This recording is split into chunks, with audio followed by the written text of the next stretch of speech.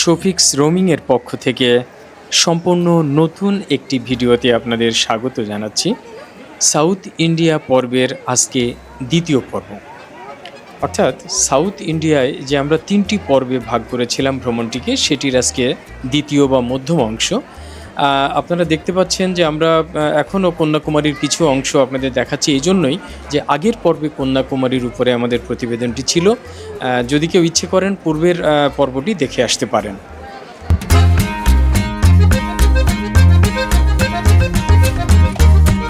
আমরা কন্যাকুমারী থেকে বিদায় নেওয়ার পূর্বে ট্রাভেল এজেন্টের সঙ্গে চুক্তি করে এমনি একটা কাগজে তাদের সই-স্বাক্ষর নিয়ে এই সুব্বু ট্রাভেল অথরিটির মাধ্যমে মাদুরাই যাওয়ার জন্য আমরা প্রথমে গাড়িতে উঠে বসি এবং এখান থেকে চমৎকার একটি 4 লেনের রাস্তা, যেটি আন্তঃরাজ্য অর্থাৎ স্টেটসের যে রাস্তাগুলো ভারতে নতুন হয়েছে সেগুলো অসাধারণ সুন্দর। নতুন বলতে অনেক দিন আগেই হয়েছে, যাই হোক সেই রাস্তাটি ধরেই আমরা চলেছি এখন মাদুরাইয়ের পথে। প্রথমে আমরা যাব মাদুরাই এবং মাদুরাই পরিদর্শন শেষে আমরা চলে যাব রামেশ্বরম।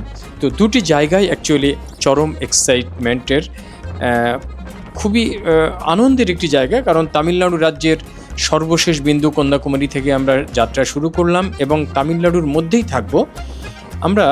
আর কিছুক্ষণ পরেই আপনারা দেখবেন যে ঢুকে পড়ব মাদুরাই শহরে। মাদুরাই শহরটি বিশেষ করে ধর্মীয় কৃষ্টি কালচারের দিক থেকে অত্যন্ত ঐতিহ্যপূর্ণ একটি শহর, যেখানে একটি মীনাক্ষী মন্দির নামে একটি বিখ্যাত মন্দির রয়েছে। বন্ধুরা, আমরা মাদুরাই শহরে ঢুকে পড়েছি বেশ কিছুক্ষণ পথ চলার পরে এবং এই মাদুরাইতে এসে আমরা হোটেলে উঠে পড়ছি। এটা আমাদের হোটেলের রুম। এইটি দেখতে পাচ্ছেন একটি এরিয়াল ভিউ, যেটি মীনাক্ষী মন্দিরের। এই মীনাক্ষী মন্দিরের এটি সামনে থেকে তোলা একটি ছবি, লম্বালম্বি করে, আর এটি ভিতরের পার্ট। অত্যন্ত সুন্দর এবং আকর্ষণীয় এই মীনাক্ষী মন্দির।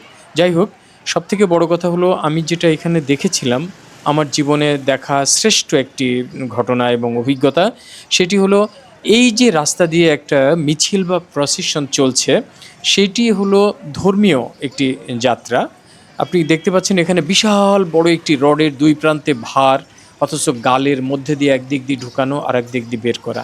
এরকম অসংখ্য মানুষ তারা এইভাবে লোহার রড, লোহার পাইপ মুখের ভিতর দিয়ে ঢুকিয়ে দুই প্রান্তে বল ঝুলিয়ে তারা চলে যাচ্ছে এবং অসংখ্য মানুষ তাদের সঙ্গী সাথীরা তাদের সঙ্গে বিভিন্ন রকম বাদ্য বাজনা করতে করতে সেখান থেকে এগিয়ে চলেছে। এ এক অভূতপূর্ব দৃশ্য, যা না দেখলে বিশ্বাস করতে পারবেন না। আমি আমার জীবনে কখনোই এরকম দৃশ্য কোথাও দেখিনি। অনেক দিন আগে শুনেছিলাম চড়ক পূজা নামে একটি নাকি পূজা হয়, সেখানে মানুষের পিঠে বা পিছনে বড়শিতে ঝুলিয়ে তাকে ঘোরানো হয়। তো আমার সেটি দেখার সৌভাগ্য হয়নি, কিন্তু এখানে আমি যা দেখলাম সেটি মনে হয় তার থেকেও কোনো অংশে কম নয়, বরং আরও অনেক বেশি ভীতিকর এবং বৈচিত্র্যপূর্ণ একটি অভিজ্ঞতা বটে। এছাড়াও নানান মানুষের মাথায় এই যে ভাঁড়, সেখানে কিছু জিনিসপত্র, অর্থাৎ তাদের মানত। আমি জিজ্ঞেস করেছিলাম একজনকে যে আচ্ছা এইটা কেন, তো ওনারা আমাকে যেটা বলেছিলেন যে মানুষ তার জীবনে প্রায়শ্চিত্ত করে। মানুষ কখনো অপরাধ করে, কখনো নানানভাবে নিজের ভিতরে অপরাধ বোধ তার ভিতরে সে বোধ করে এবং এই অপরাধ বোধ তার ভিতরে থাকে বলেই সে প্রায়শ্চিত্ত করতে চায় এবং দেবতাদের কাছে সেই প্রায়শ্চিত্তের জন্য আগে থেকেই একটি মানত করা থাকে এবং সেই মোতাবেক মন্দির থেকে বা এই মন্দিরের পাশে কোনো একটি পবিত্র জায়গা থেকে বের হয়ে তারা এই রকম মাথায় করে বিভিন্ন জিনিস নিয়ে বা এই যে শাস্তিমূলক ব্যবস্থা নিয়ে তারা কোনো একটি ঘাটে গিয়ে এটি শেষ করবে, কোনো একটি মন্দির বা কোনো একটি ঘাটে গিয়ে এই প্রসেশন বা এটি শেষ করবে। আপনারা দেখুন, একটা ট্রাকের পিছন দিক থেকে একটি বড় গাছের গুঁড়ি বা একটি বড় খুঁটির সঙ্গে একটা মানুষকে ঝুলিয়ে দেওয়া হয়েছে। তার পিছনে কমপক্ষে 7 থেকে 8টা বড়শি, হুক যেটিকে বলি, সেই হুক গাঁথা আছে। কি ভয়ঙ্কর, কি ভয়াবহ এই দৃশ্য, যা কেউ কোনোদিন দেখেননি। সেটা আপনারা এই ভিডিও দেখে আপনারা বুঝতে পারবেন বা অনুমান করতে পারবেন কি ভয়ঙ্কর। এবং এই খুঁটিটিকে পিছনের লোকজন মাঝে মাঝে উঠাচ্ছে, মাঝে মাঝে নামাচ্ছে। এর কারণ একটাই, লোকটাকে আরও বেশি একটু কষ্ট দেওয়া, আরও শাস্তি দেওয়া। এর বিনিময়ে সে হয়তো মোক্ষ লাভ করার স্বপ্ন দেখছে বা চিন্তা করছে। হয়তো সে মনে মনে ভাবছে এই কষ্টের মাধ্যমেই সে একসময় পৌঁছে যাবে তার লক্ষ্যে, তার পাপ মোচন হবে এবং সে তার স্বর্গপ্রাপ্তি ঘটবে। এই দৃশ্য আমি আমার জীবনে প্রথম দেখেছি। আপনারা কেউ দেখে থাকলে অবশ্যই মন্তব্য করবেন। আমার অনুরোধ, আপনাদের জীবনে এই ধরনের যে কোনো ঘটনা ঘটে থাকলে তা আমাকে লিখে জানাবেন, এখানে মন্তব্যের ঘরে অবশ্যই জানাবেন। এছাড়াও আরও কত রকম ঘটনা যে এখানে আমরা দেখেছি, ছোট ছোট শিশুদেরকে এক আঁটি আখের সঙ্গে বেঁধে দোলনার মতো করে ঝুলিয়ে ঝুলিয়ে নিয়ে যাচ্ছে, সেটাও নাকি একটা মানত ছিল তাদের।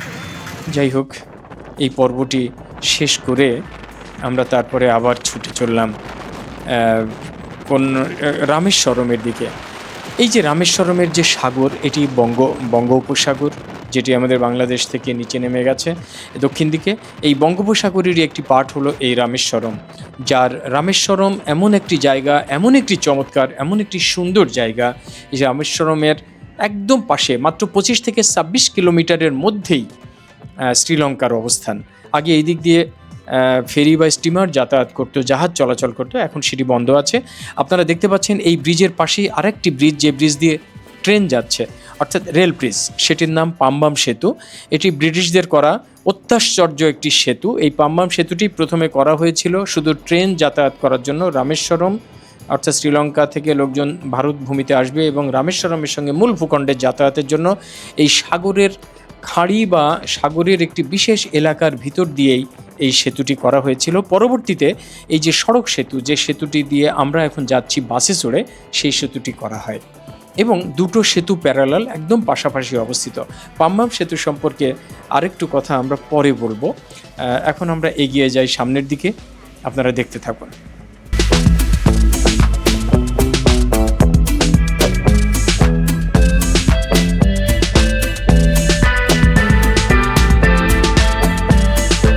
আমাদের গাড়িতে যারা আমাদের সহযাত্রী ছিলেন তারা প্রত্যেকেই, আমি নিজেও ছবি তুলতে ভীষণ ব্যস্ত হয়ে পড়েছিলাম। আমরা দেখতে দেখতে সেতুর শেষ প্রান্তে এসে পৌঁছে গেলাম রামেশ্বরম শহরে। এখানে একটি বিরাট মসজিদের গম্বুজ বা মিনার দেখা যাচ্ছে। এখানে মুসলিম আছে প্রচুর পরিমাণে এবং আপনারা শুনলে আশ্চর্য হয়ে যাবেন, ডক্টর এপিজে আব্দুল কালামের বাড়ি এখানেই, যিনি ভারতের প্রাক্তন রাষ্ট্রপতি ছিলেন।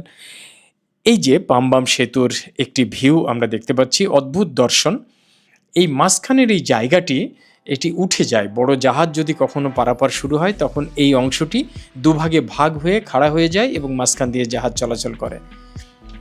আর অন্যান্য এলাকাটি শুধুমাত্র পিলারের উপরে কিন্তু এই রেল লাইন পাতা আছে, যেটি অত্যন্ত ভয়ঙ্কর। এই জন্য বলছি যে ট্রেনে যাওয়ার সময় যদি কেউ ট্রেন থেকে মুখ বার করে বাইরে তাকায়, শুধু সাগরের জল ছাড়া আর কিছুই দেখতে পাবে না। সুতরাং তার মনে হবে আমি পানির উপর দিয়ে মনে হয় চলেছি।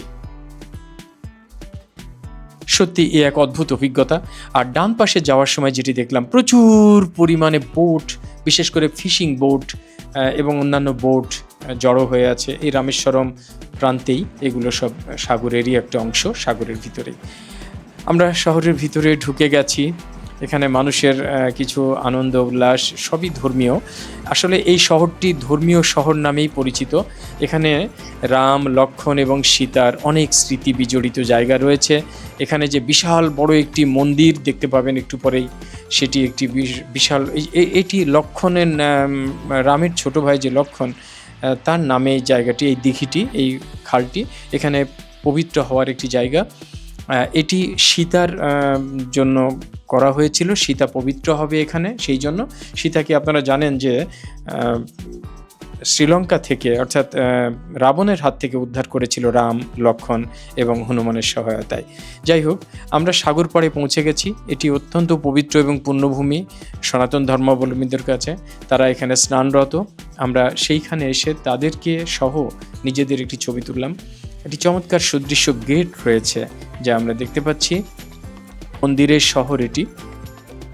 এই যে সেই বিখ্যাত মন্দিরটি, এই মন্দিরটি এখানকার সবথেকে বড় মন্দির এবং এই মন্দিরের ভিতরে আমরা ঢুকেছিলাম।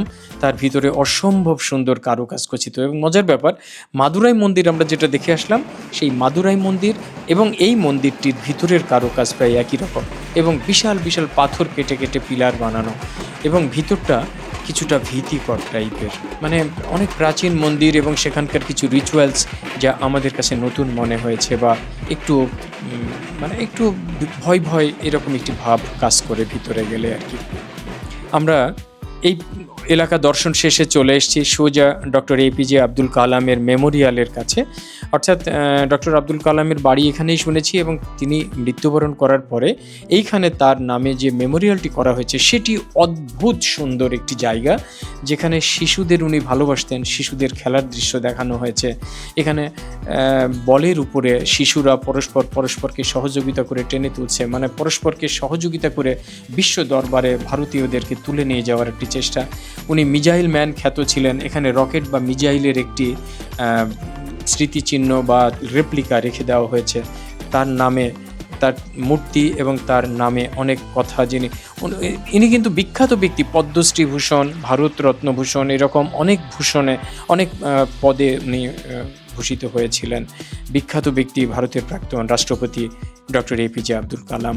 আমরা ধন্য হলাম এই জায়গাটি দেখে। আমরা সমস্ত রামেশ্বরম ঘুরে, আসলে আমাদের ডে ট্যুর ছিল, সেই জন্য সকালবেলা গিয়ে দুপুরের দিকে পৌঁছে সমস্ত মন্দির, সমস্ত স্থাপনা দর্শন শেষে আবার আমরা খাওয়া দাওয়া করে ফিরেছিলাম, এবং এপিজে আব্দুল কালামের মেমোরিয়াল দর্শন করে আমরা আবার ফিরে যাচ্ছিলাম কোদাই কানালের উদ্দেশ্যে। এবং এইখানে আপনারা যেটি দেখতে পাচ্ছেন, ফিরে আসার পথে আবার আমরা সেখানে নেমে অনেকক্ষণ ধরে ছবি তুললাম, কারণ এই জায়গাটি কিছুতেই ছাড়তে ইচ্ছে করছিল না। এটি এতই সুন্দর একটি জায়গা, চারিদিকে নীল জলরাশি, আকাশ তো নীল রয়েছেই, এত চমৎকার। দুইটা ভারতের যে শেষ ভূখণ্ড সেটি আসলে একটি দ্বীপ রামেশ্বরম। এই দ্বীপকে মূল ভূখণ্ডের সঙ্গে সংযুক্ত করা হয়েছে এই দুটো সেতু দিয়ে, একটি রেল সেতু, একটি সড়ক সেতু। এবং এখানে যতদূর চোখ যায় শুধু পানি আর পানি। আপনারা বুঝতেই পাচ্ছেন যে এই জায়গাটি কতটা সুন্দর, এখানে না দাঁড়িয়ে পারা যায় না। আমরা সেতু দর্শন শেষ করে আবার সেই সুন্দর রাস্তা ধরে এবারে কোদাই কানালের উদ্দেশ্যে রওনা দিলাম। অর্থাৎ এরপরে আমরা কোদাই কানাল যাব মাদুরাই হয়ে, অবশ্যই মাদুরাইতে এসে আমরা রাত্রি যাপন করে আমরা কোদাই কানাল যাব, এবং পরবর্তী পর্বে আপনারা কোদাই কানাল দেখতে পাবেন, এবং কোদাই কানাল শেষ করে আমরা চলে যাব সোজা কুভালাম বীচ দেখতে। তো এইভাবেই শেষ হবে আমাদের তৃতীয় পর্ব। আশা করি সঙ্গে থাকবেন, ভালো থাকবেন সবাই। আল্লাহ হাফেজ।